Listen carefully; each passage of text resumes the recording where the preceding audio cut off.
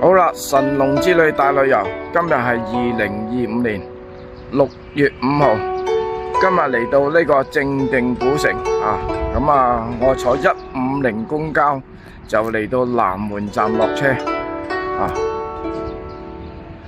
咁啊，尋晚呢就已經嚟拍咗個黃昏遠入夜嘅古城啊。咁依家咧補充翻一個日頭嘅古城狀況，因為日頭咧就冇咁多人嚟嘅啊。個特色咧就同夜晚唔同，夜晚咧雖然係片面黃金，周圍好多燈光，但係就人頭湧湧啊！依家我係登上城牆。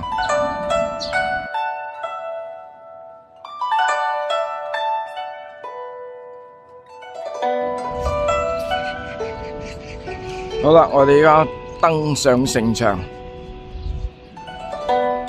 咁正定古城咧係建於喺呢個前燕16國時期嘅，大約係公元350年啦。最早咧係用作軍事之用，啊，佢嘅堡壘名稱咧當時叫安樂壘。佢歷經唐、明等嘅朝代擴建同埋改建，啊。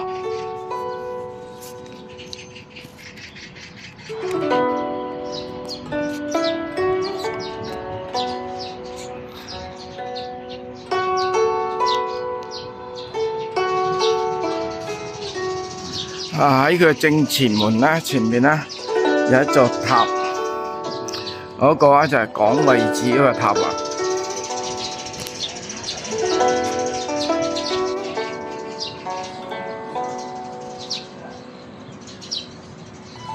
啊，正對正呢條啊，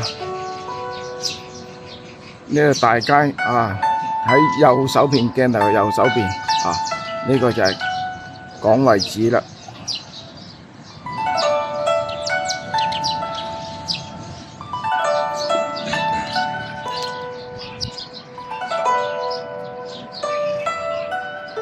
啊，佢分左右兩邊上落啦，啊，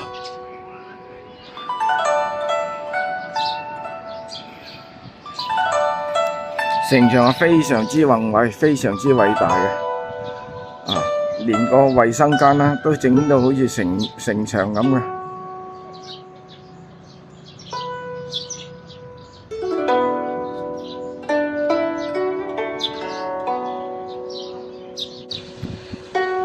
習近平總書記咧喺1982年至1985年啊，就曾經喺正定縣呢度工作啊。咁依家呢度咧就係以前佢喺呢度工作嘅圖片啊。咁另外咧喺側邊咧仲有一個介紹嘅。啊！呢個圖片介紹啊，全部都係文字嘅啊。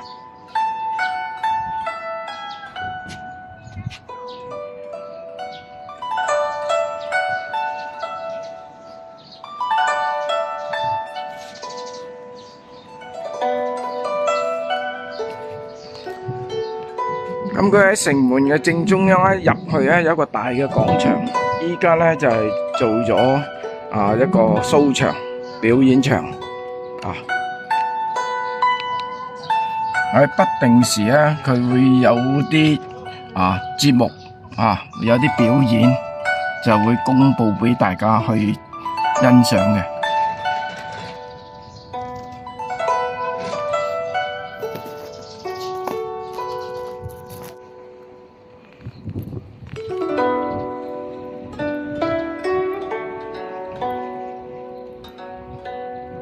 喺我右手邊呢個下方咧，仲有另外一個城牆嘅，呢個叫下城牆啊。